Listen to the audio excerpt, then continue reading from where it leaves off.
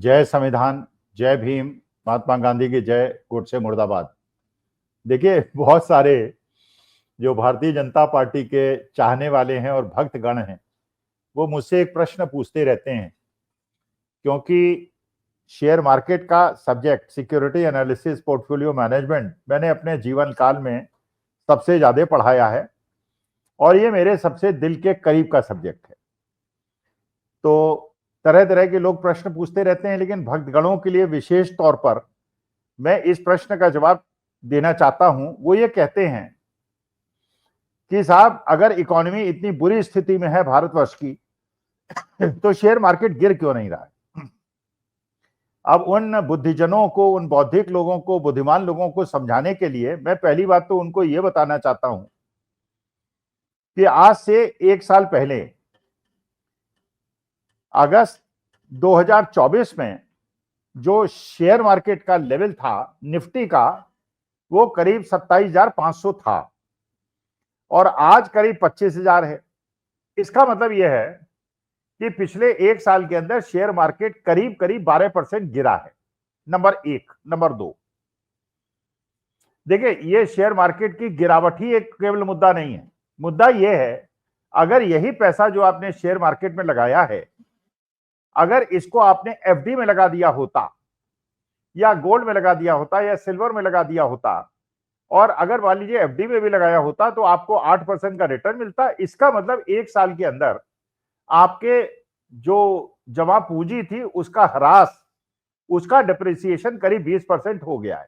तो जो लोग ये कहते हैं कि साहब शेयर मार्केट गिर क्यों नहीं रहा, उनकी जानकारी के लिए बता दूं कि आपका जो शेयर मार्केट में इन्वेस्टमेंट था करीब 20% गिर चुका है। नंबर एक। नंबर दो, अर्थव्यवस्था की हालत आपको पता है, जो अब डोनाल्ड ट्रंप ने कह दिया कि इट्स ए डेड इकोनॉमी।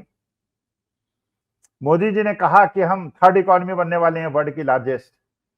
लेकिन जो असली चीज पहचानने की है इन दोनों के बीच में, वो ये समझना है हमें कि हमारी जनसंख्या 142 करोड़ है। यूके की, जर्मनी की, फ्रांस की जो जनसंख्या है वो करीब करीब हमसे 20-25 करोड़ है, समझिए। माने हम उनसे 7 गुने बड़ी जनसंख्या हमारी है। तो इन देशों की, फ्रांस की, जर्मनी की और यूके की प्रोस्पेरिटी हमसे 7 गुनी ज्यादा है। यही जापान की स्थिति है। और चीन की हमारी जनसंख्या अगर करीब करीब बराबर है, तो हमसे 4 गुनी बड़ी अर्थव्यवस्था चीन की है। इसका माने उनकी जनता जो है हमसे 4 गुने ज्यादा वैभवशाली है।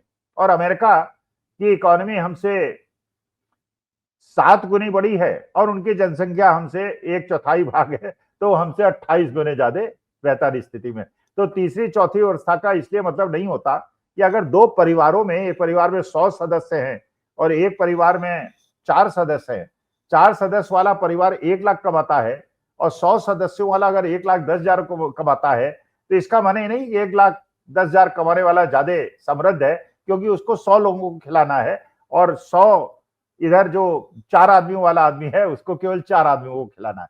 वही परिस्थिति हमारे विश्व पटल पे है। लेकिन चलिए, ये तो एक वस्तु स्थिति है जो समझ गई होगी आपको, और ये सबको समझ में आ जाएगी अगर थोड़ा सा गहन अध्ययन करेंगे। जो मोदी जी कह रहे हैं वो सच है या जो डोनाल्ड ट्रंप कह रहे हैं वो सच है।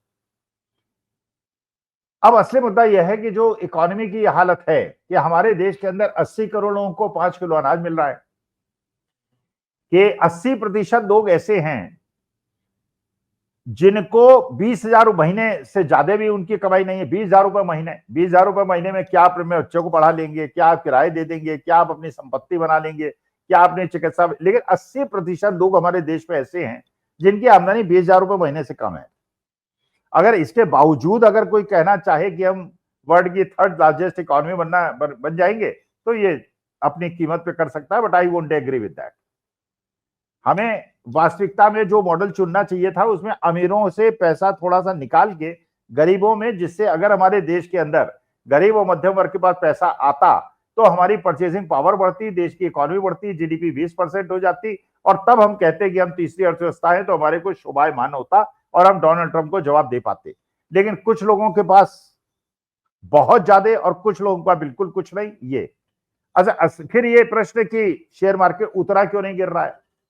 देखिए, पिछले एक हफ्ते के अंदर शेयर मार्केट में करीब 8-9 लाख करोड़ का नुकसान शेयर होल्डर्स का पूरे हिंदुस्तान में हो चुका है, 8-9 लाख करोड़ का। लेकिन आपको कम लगता है तो कोई बात नहीं, पिछले एक साल में 12% नुकसान हो गया, 8% जो एफडी से कमा सकते थे उसका नुकसान हो गया, चलिए वो भी आपको बुरा नहीं लगता, कोई बात नहीं। लेकिन इतना ज्यादा क्यों नहीं गिरा जितनी ज्यादा बुरी स्थिति है, टैरिफ लग गया और एक्सपोर्ट्स कम हो गए, इंपोर्ट ज्यादा हो गए, रुपया 62 रुपए से 87-88 रुपए हो गया। लेकिन जितना शेयर मार्केट गिरना चाहिए था नहीं गिरा, ये मूल प्रश्न तो आपका सही है, भक्तों का सही है, तो मैं उनका जवाब देता हूं।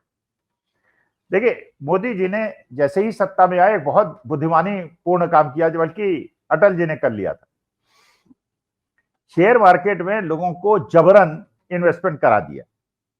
पहले पेंशन मिलती थी, लोग ज्यादा इधर उधर जमा पूंजी नहीं करते थे, आनंद से बाजार से खरीदते थे, माल से खरीदते थे तो इंडस्ट्री प्रॉस्पर करती थी। अब क्या हो गया कि पेंशन तो हो गई बंद, तो वो सरकारी अधिकारी जो पेंशन के कारण अपने पैसे को खर्च करते थे कि भाई रिटायरमेंट के बाद पेंशन मिलेगी, जीवन कट जाएगा, अब वो पेंशन कर दी बंद और जबरन वो पैसा उनका जो कंट्रीब्यूशन था उसको शेयर मार्केट में एनपीएस और यूपीएस में लगवा दिया।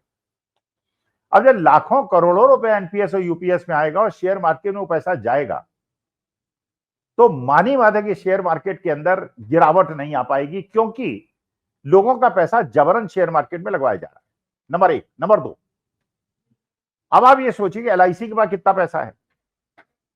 एलआईसी के पास जो लाखों करोड़ों रुपए है उसको अगर सरकार ये निर्देश दे दे कि आपको शेयर मार्केट को गिरने नहीं देना है, क्योंकि ये मैसेज नहीं देना है देश की जनता को कि हमारी इकोनॉमी, क्योंकि लोग साधारण ये समझते हैं कि इकोनॉमी गिरेगी तो शेयर मार्केट गिरेगा, इकोनॉमी बढ़ेगी तो शेयर मार्केट बढ़ेगा, लेकिन वास्तविकता में इसके और बहुत सारे फैक्टर्स हैं। तो जितना फॉरेन इंस्टीट्यूशन ने बेचा एलआईसी ने खरीद लिया। अब एलआईसी ने खरीद लिया तो गिरना चाहिए था 20%, गिरा 12%। तो आपको लगा कि उतरा क्यों नहीं गिरा, इसलिए नहीं गिरा कि एलआईसी ने जो पैसा अपने एलआईसी प्रीमियम के लिए उनको दे रखा था लाखों करोड़ों रुपए, और जो इधर उधर से एलआईसी के पास हमारा आपका पैसा आता है और एनपीएस यूपीएस पे आता है, वो भी शेयर मार्केट में चला गया, तो शेयर मार्केट उतना गिरा नहीं। लेकिन अगर परिस्थिति ऐसी ही रही तो आपने जो पेंशन के बजाय यूपीएस एनपीएस में पैसा लगाया और एलआईसी प्रीमियम में पैसा लगाया है, अगर शेयर मार्केट नहीं उठा तो देश के उन लोगों का जो एलआईसी में पैसा लगाते हैं और जो एनपीएस यूपीएस के भरोसे बैठे हुए कि शेयर मार्केट बढ़ेगा तो बुढ़ापा घट जाएगा, उनको बहुत ज्यादा कष्ट होने वाला है। लेकिन सरकार ने तो व्यवस्था कर ली कि इकोनॉमी कितनी भी गिर जाए शेयर मार्केट ना गिरे, क्योंकि ये पेंशन फंड्स, ये एलआईसी और ये म्यूचुअल फंड्स, ये सारे पैसा झोंकते रहेंगे और शेयर मार्केट अगर नहीं उठा तो झेलना हमें आपको पड़ेगा। तो इसलिए सचेत होने की आवश्यकता है। और शेयर मार्केट पिछले एक साल में 12% गिर चुका है, इसलिए पैसे का नुकसान तो आपको हो चुका है। लेकिन अगर नई अच्छे इंडिकेटर्स नहीं आए और इकोनॉमी के उभरने का कोई संकेतक नहीं मिला और तब पैसा अगर डूबा तो एलआईसी को भी नुकसान होगा, एसबीआई को भी नुकसान होगा, म्यूचुअल फंड्स को भी नुकसान होगा, हमें आपको भी नुकसान है।